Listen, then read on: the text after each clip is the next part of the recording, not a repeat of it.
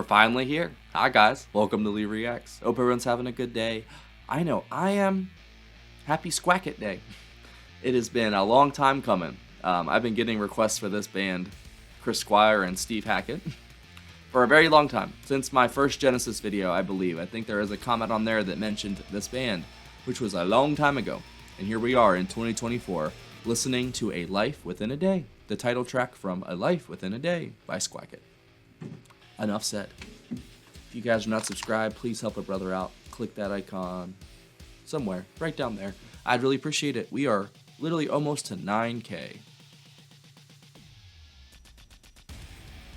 Hell yeah. Thank you so much, guys. We've jumped 1,000 subs in a week. Hopefully this is just the beginning. And I'm glad to have such wonderful people behind me all the way. Let's go. A Life Within a Day by Squackett. 3, 2, 1. Squackett. It's an awesome cover. I wonder if that means a life within a day. That symbol.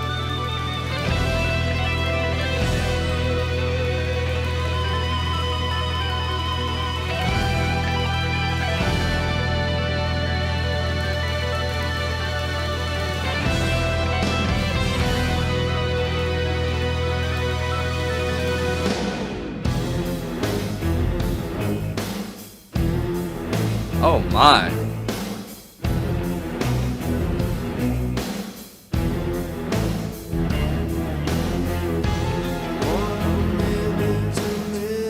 Roger King, Jeremy Stacy.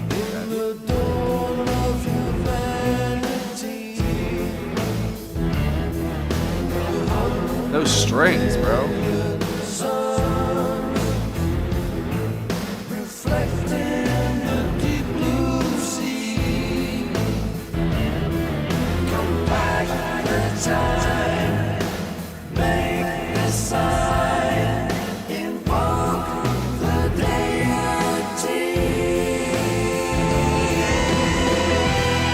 Bro, this is epic as hell sounding.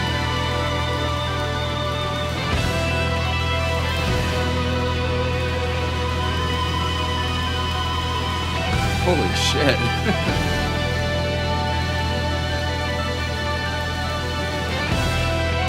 What year is this from? 2012. Wow. I did not realize it was this recent.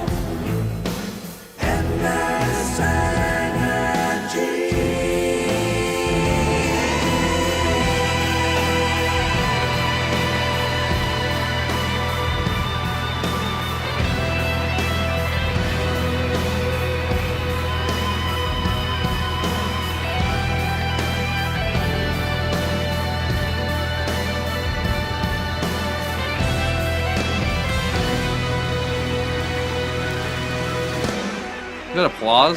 What?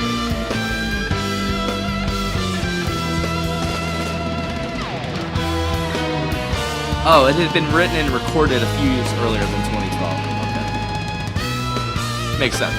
I was like, this is from 10 years ago? What the fuck? It's definitely got like a progressive metal vibe to it almost in the guitars.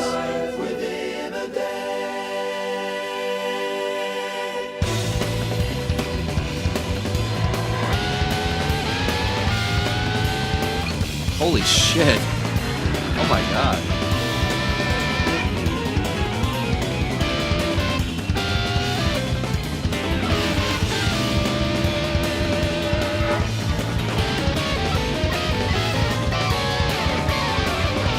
What? Roger King on keyboards.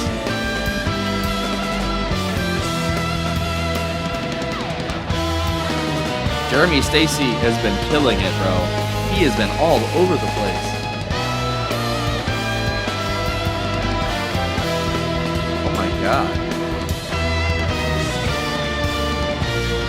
I was so caught up in Steve, I didn't even realize the drums were just on fire. Here we go. God damn, Chris.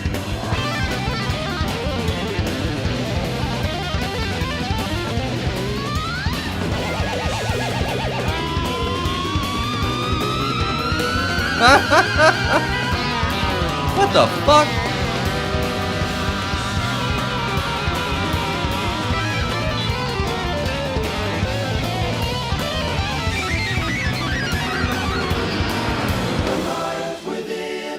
Bro.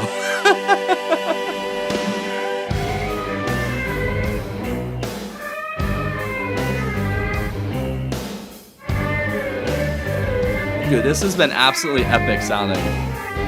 Like, the sound is so wide. It's low, highs, everywhere.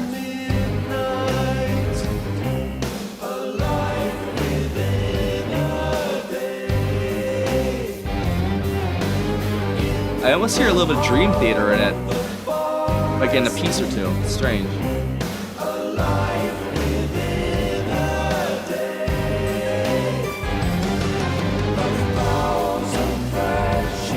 The strings in this have been superb.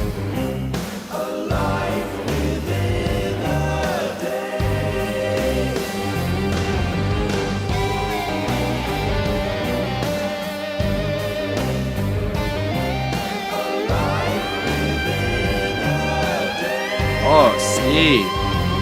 Talk to me, bro.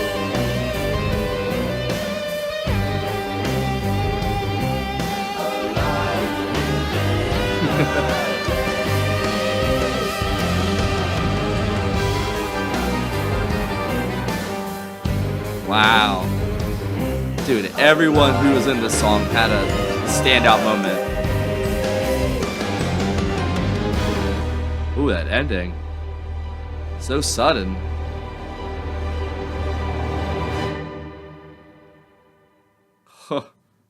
Wow.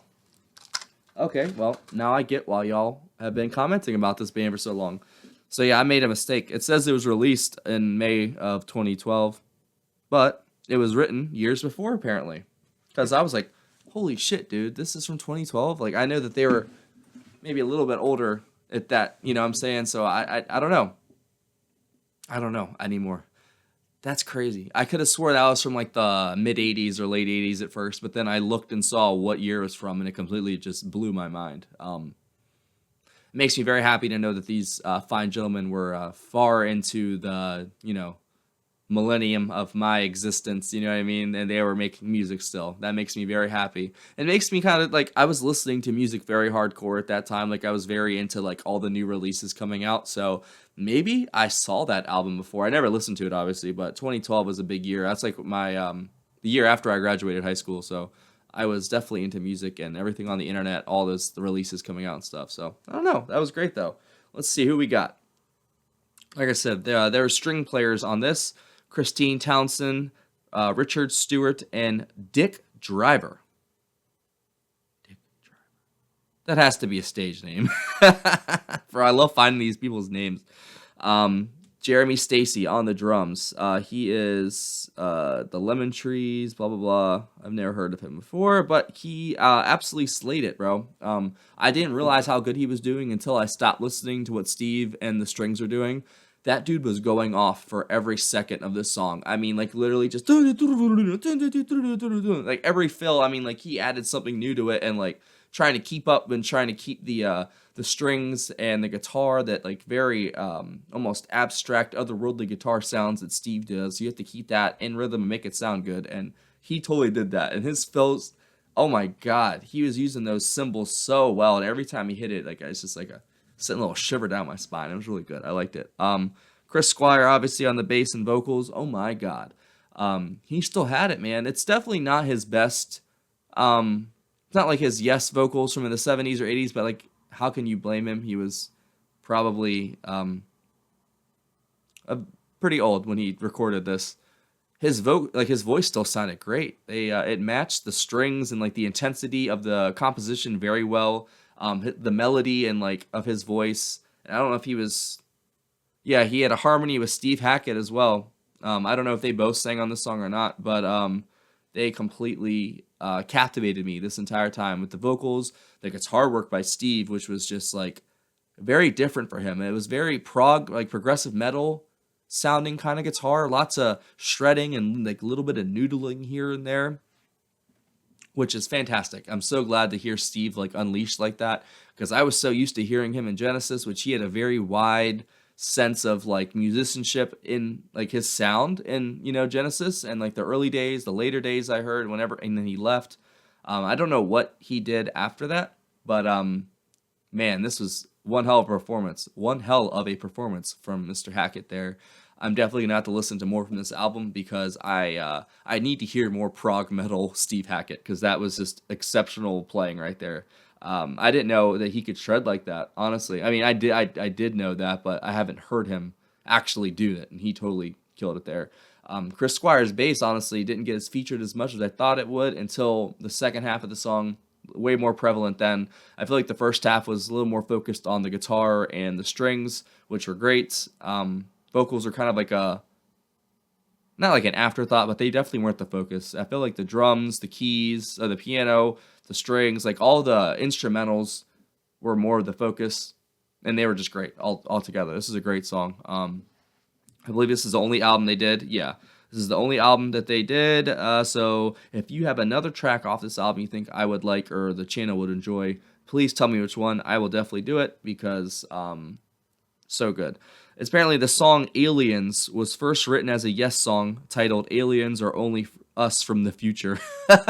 That was a song they were going to do, bro? That's crazy, and that's so true. I've had that thought as well before, that the aliens that, we've been experiencing for a while now, it seems like, because they have pictures of UFOs hovering over the White House in the 50s. It was in the Washington Post. Like, after that, like how, and they definitely tried to bury that story. There was the whole Battle of Los Angeles thing where we were like shelling this huge thing that we couldn't even see on the coast of California, and we shelled it, and then the shells just fell and dropped and exploded in the streets.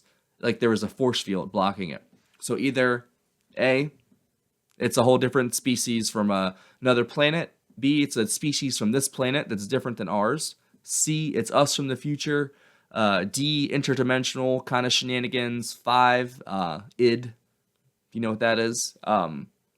Or did I do letters and numbers there? So stupid. There's a lot of different things aliens could be. But I definitely think we've been in contact with them, but I don't think the government knows shit. I think the government knows more than we do, but I think they've been in the dark about all this stuff too, and that's why they've kept it a secret. It's because they don't know either, because they're embarrassed to say that they actually really don't know shit, and that they've been monitoring this stuff for a long time.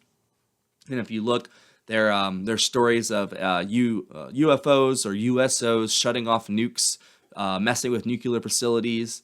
Like, it's almost like it is us from the future, or it's angels, God's or protecting God's creation. It could be a million different things. And this got off topic very quickly. I'm sorry, I put way too much thought into this. It's one of my favorite topics. But yeah, that was absolutely great. If you guys have another track from this album, we should do it. Leave it below. We will definitely give it a listen, because Chris Squire and Steve Hackett, some of my favorite musicians that I've discovered, seriously, on this channel. Chris is definitely one of my favorite bass players, if not the favorite bass player that I found, and Steve Hackett is definitely top 3 guitarist, man, because his work in Genesis is just immaculate. It really is. I love it so much. So these guys together is a dream team, and it's a match made in heaven. If you guys didn't know, we have what do we have? Patreon? Patreon, right here. We are past 100 members. At time of recording, we're at 104, but no one has taken me up on my offer of being the first $10 super patron over the 100 mark, because if you do, you will get 2 free requests. And if you sign up for the $30 tier, you'll get 3 free requests, just because. And that's the best way to support the channel, other than the PayPal link in the description. That's the most direct way. It goes right to me. No one gets a percentage. No little grubby hands on anything. It really helps the channel. Seriously, if you want to send a request in, if you want to send in a tip just to show your appreciation, you got a couple bucks, throw your boy his way, it'd be much appreciated, because I I am jobless right now. I have an interview next week at this new place, but yeah, this is all I got. So it's hard. Thanks. Bye.